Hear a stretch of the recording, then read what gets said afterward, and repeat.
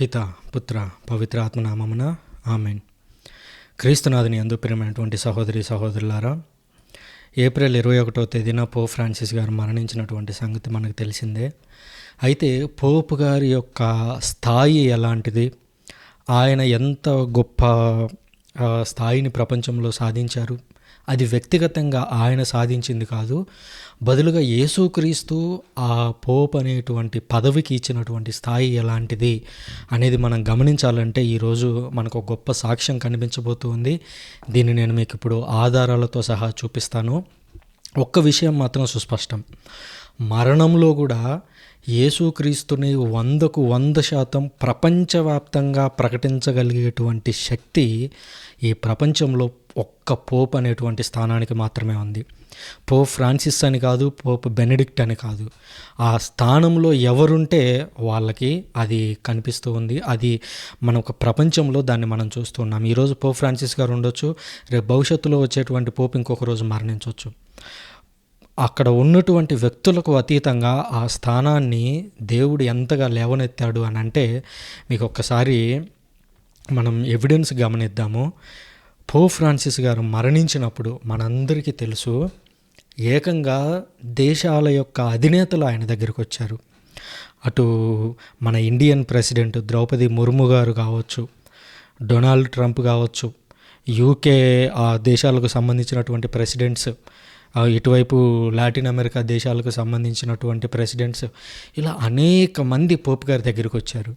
దానికంటే ఇంకొక గొప్ప విషయం నేను మీకు ఇప్పుడు స్క్రీన్ మీద చూపిస్తాను చూడండి. Reactions to the death of Pope Francis అని చెప్పేసి వికీపీడియాలో ఒక పేజ్ క్రియేట్ చేశారు. ఇది మీరు కూడా చూడొచ్చు ఇంటర్నెట్లో.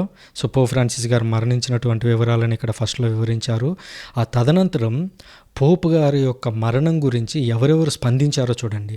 ఈ స్పందిస్తున్నటువంటి వ్యక్తులందరికీ ఒక విషయం తెలుసు, ఏమని?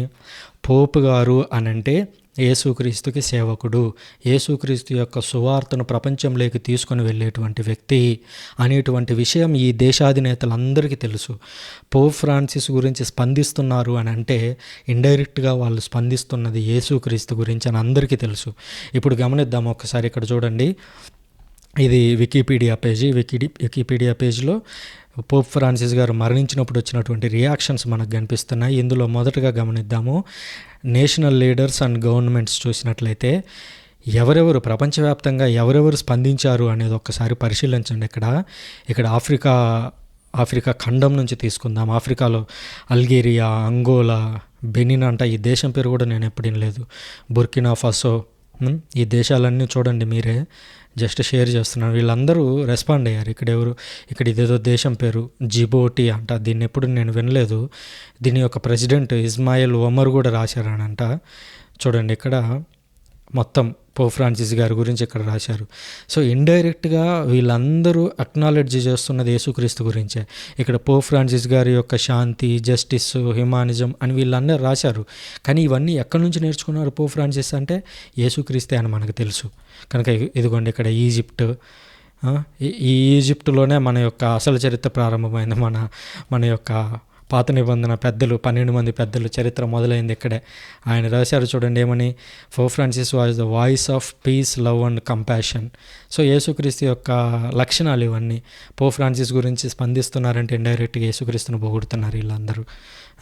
ఇవన్నీ ఆఫ్రికా దేశాలు, Ghana, Guinea, Ivory Coast, Kenya, ఇలా ఇవన్నీ ఆఫ్రికా. నెక్స్ట్ అమెరికాకి వెళ్దాం. అమెరికాస్కి వెళ్తే ఆంటిగ్వా అండ్ బార్బడా, అక్కడ ప్రైమ్ మినిస్టర్ ఇదంతా రాశారు చూడండి. ఇక్కడ గాస్పెల్ ఆఫ్ క్రైస్ట్, యేసుక్రీస్తు యొక్క సువార్తను ప్రకటించాడని. ఇక్కడ అర్జెంటీనా దేశం, పోప్ ఫ్రాన్సిస్ గారు ఈ దేశానికే చెందిన వ్యక్తి. అర్జెంటీనా చూడండి, ఇక్కడ అర్జెంటీనా ఫ్లాగ్ ఇది. సో అక్కడి ప్రెసిడెంట్ జేవియర్ మిలాయ్ అంట, ఆయన ఇది ప్రకటించారు. తదనంతరం బహామాస్, ఇవన్నీ అమెరికాస్లో అంటే పైన కింద, దక్షిణ అమెరికా పైన ఉత్తర అమెరికా, 2 భాగాల్లో ఉండేటువంటి దేశాలు అనమాట ఇవన్నీ. క్యూబా, డొమినికా, ఈక్వెడారు, చూడండి ఎన్ని దేశాలు. వీళ్ళందరూ స్పందించారు ఏమనంటే పోప్ ఫ్రాన్సిస్ గురించి. ఇక్కడ చూడండి, యునైటెడ్ స్టేట్స్ అమెరికా గురించి వస్తే డొనాల్డ్ ట్రంప్ రాశారు. డొనాల్డ్ ట్రంప్ తర్వాత Joe Biden, Barack Obama, Bill Clinton వీళ్ళందరూ దేశాధ్యక్షులుగా పనిచేసినటువంటి వారు. ప్రస్తుతం ఉన్నటువంటి వైస్ ప్రెసిడెంట్ జేడీ వ్యాన్స్, ఆయన జస్ట్ ఈయన జేడీ వ్యాన్స్ ఈయన కూడా ఒక క్యాథలిక్కే, జేడీ వ్యాన్స్ కూడా క్యాథలిక్కే. ఈ జేడీ వ్యాన్స్ అదృష్టం ఏంటంటే పోప్ ఫ్రాన్సిస్ గారు మరణించే ముందు రోజే, అనగా ఈస్టర్ రోజే ఈయన వెళ్ళి పోప్ ఫ్రాన్సిస్ గారిని కలిశారు. నిజంగా ఎంత గొప్ప అదృష్టం ఆయనది. ఇలాగ ఇవన్నీ అమెరికాకి సంబంధించినవి. ఇకపోతే ఆసియాలో చూడండి, ఆర్మేనియా, బహ్రెయిన్, బంగ్లాదేశ్ వాళ్ళు కూడా రాశారు ఇక్కడ.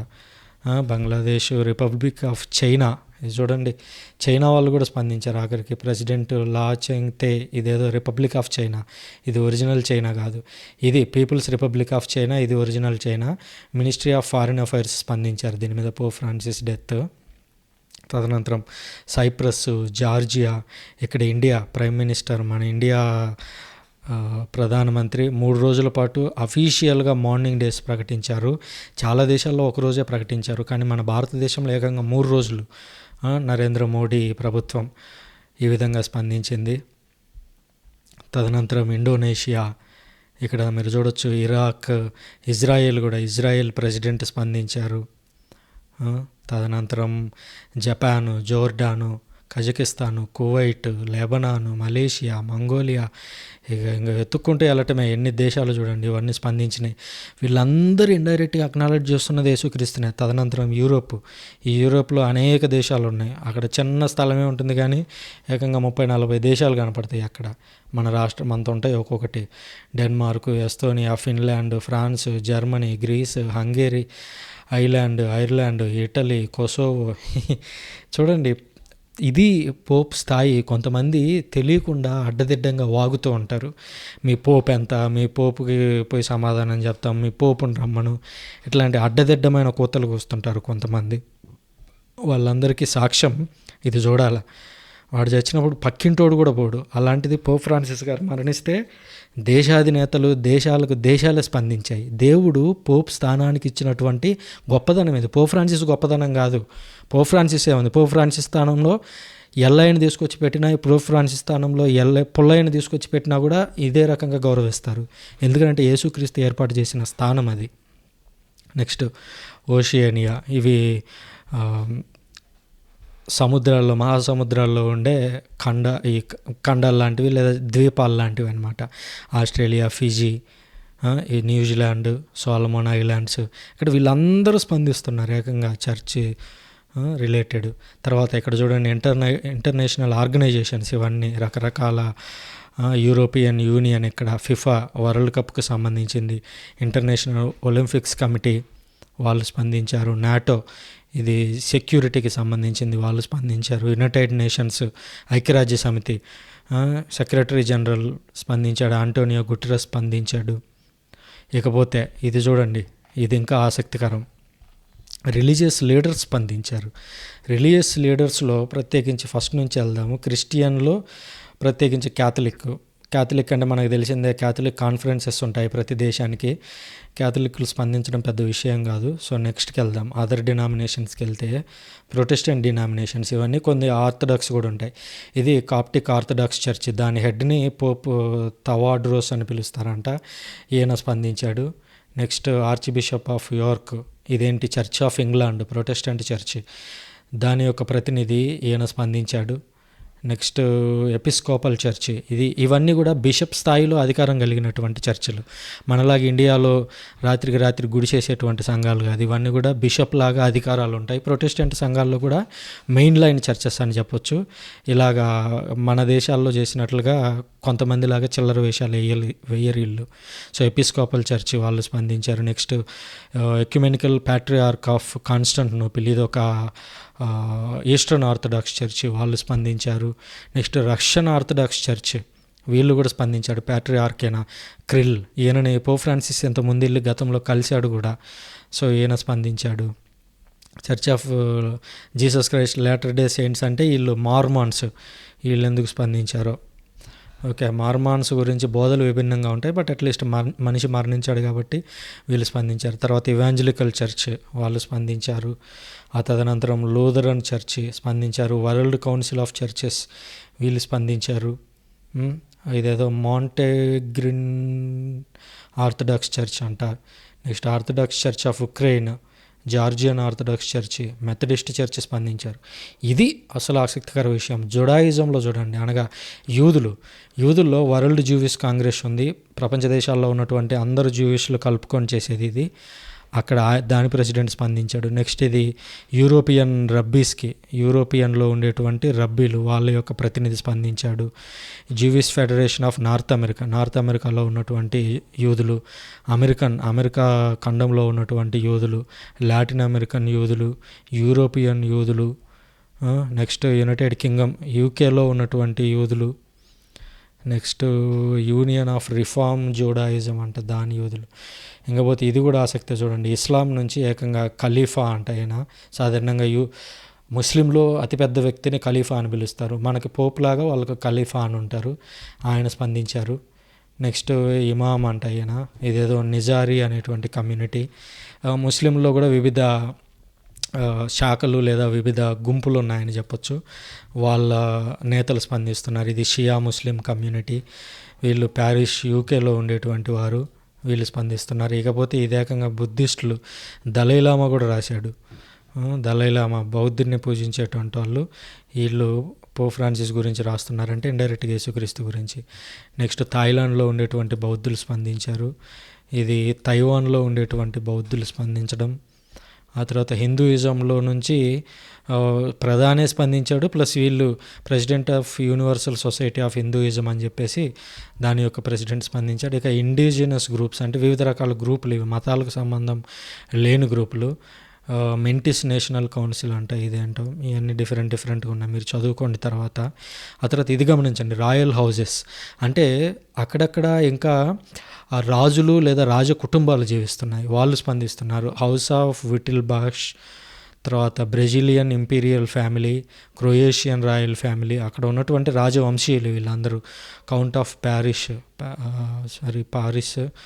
అండ్ దెన్ ఏంటో ఇవన్నీ, ప్రిన్స్ ఆఫ్ ఐమాంటే, డ్యూక్ ఆఫ్ అయస్టా, యూకేకి related. Margareta, custodian crown of రొమేనియాకి సంబంధించినటువంటి రాజకుటుంబం. ఇక్కడ ట్రెడిషనలిస్ట్ కమ్యూనియన్, స్పానిష్, ఓకే, అక్కడి దేశానికి సంబంధించింది. ఇక్కడ వివిధ రకాలుగా వీళ్ళు. ఇంకా ఇది చూడండి, అదర్లో ఇటాలియన్ ఫుట్బాల్ ఫెడరేషన్, ఫుట్బాల్ వాళ్ళు, ప్రతి ఒక్కరూ. ఇది చూడండి ఇంకా ఆసక్తికరం, అఫీషియల్ మార్నింగ్ డేస్ అంటే ఎన్ని రోజులు చనిపోయిన తర్వాత ఎన్ని రోజులు దుఃఖకర దినాలను, సంతాపకరమైనటువంటి దినాలను ప్రకటించారు అనేది. వాటికన్ సిటీ అత్యధికంగా 9 రోజులు ప్రకటించింది. ఇది పోపు గారి రాజ్యం కాబట్టి 9 రోజులు. ఆ తర్వాత చూడండి, అర్జెంటీనా, బ్రెజిల్, తిమోర్ లెస్తే ఇవన్నీ 7 రోజులు ప్రకటించాయి. పోర్టోరికో 6 రోజులు, ఇటలీ, పరాగ్వే ఈ దేశాలు 5 రోజుల మార్నింగ్ డేస్. అంటే ఈ 5 రోజుల పాటు ఆ దేశంలో సంతోషకరమైనటువంటి కార్యక్రమాలను ప్రభుత్వం అధికారికంగా చేయదన్నమాట. ఇక చూడండి, ఇది 3 రోజులు, మన ఇండియా కూడా 3 రోజుల్లో ఉంది. ఇది 3 రోజులు ప్రకటించింది. మనతో పాటు వెనిజులా, స్పెయిన్, పెరు, పనామా, జోర్డాను, లెబనాను ఈ దేశాలన్నీ ప్రకటించాయి. ఆ తదనంతరం ఒకరోజు ప్రకటించిన వాటిల్లో జాంబియా, శ్రీలంక కూడా ఉంది, మన పక్కనే శ్రీలంక. ఇవన్నీ యూకే దేశాలు, క్రొయేషియా, ఇవన్నీ కూడా. ఇంక ఇవన్నీ కూడా దానికి ఆధారాలు అనమాట, న్యూస్ స్టోరీస్. ఈ విధంగా దీని ద్వారా నేను చెప్పదలుచుకుంది ఏంటి అని అంటే, పోప్ అంటే నీలాగా నాలాగా పక్కన కూర్చొని వెంటనే నీ పోపుతో మాట్లాడతా, నీ పోపుని పిలుచుకొని రా, మీ పోపులు అది ఇదని తీసేసి మాట్లాడేటువంటి వాళ్ళు ఎవరైతే ఉంటారో వాళ్ళకి ఇది జస్ట్ ఒక సూచన. పోపు గారు మరణించగానే వికీపీడియాలో ఒక పేజ్ ఏర్పాటైంది. పేజ్ ఏర్పాటు కాగానే దేశ విదేశాల నేతలు, పలు మతాలకు సంబంధించినటువంటి పెద్దలు, దేశాలు సంతాపకర దినాలను ప్రకటించాయి. వాటి ఎవిడెన్స్ అంతా కళ్ళ ముందు చూపించాను.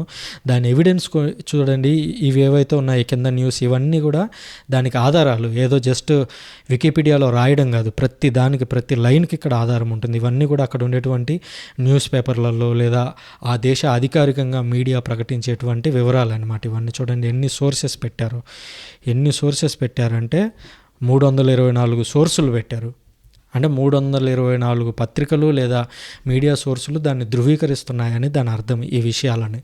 కనుక పోప్ ఫ్రాన్సిస్ లేదా పోప్ యొక్క స్థానం ఏదైతే ఉందో దేవుడు అంత గొప్ప స్థానాన్ని దీనికి ఇచ్చాడు. అందుకే 150 కోట్ల మంది కథోలికులను పోప్ ఏక తాటి మీద నడిపించగలడు. యేసుక్రీస్తు చర్చికి పోపుకి ఇచ్చినటువంటి అధికారం అది. మీరు భూమి మీద దేన్ని బంధింతురో దాన్ని పరలోకంలో బంధింతును, భూమి మీద దేన్ని విప్పుదురో పరలోకంలో విప్పుదును అని మొదటి పోపుకే ఆయన ఆనాడు ఒక గొప్ప అధికారాన్ని ఇచ్చాడు. ఈ రోజుకి అది ప్రపంచంలో మనకు కనిపిస్తుంది. అమెరికా అధ్యక్షుడు చనిపోయినా కూడా ఇంతమంది దానికి ప్రకటన ఇవ్వరు, ఇంతమంది మౌర్నింగ్ డేస్ ప్రకటించరు. కాబట్టి ఇప్పటికైనా కూడా కథోలిక శ్రీసభ యొక్క గొప్పదనాన్ని గుర్తించండి. తెలిసి తెలియకుండా క్యాథలిక్ చర్చ్ మీద వాగకుండా దేవుడు ఎంత గొప్ప స్థానాన్ని దీనికి ఇచ్చాడని గుర్తించి తెలుసుకోవడానికి ప్రయత్నించండి. Thank you very much. పితా పుత్ర పవిత్రాత్మ నామమున ఆమేన్.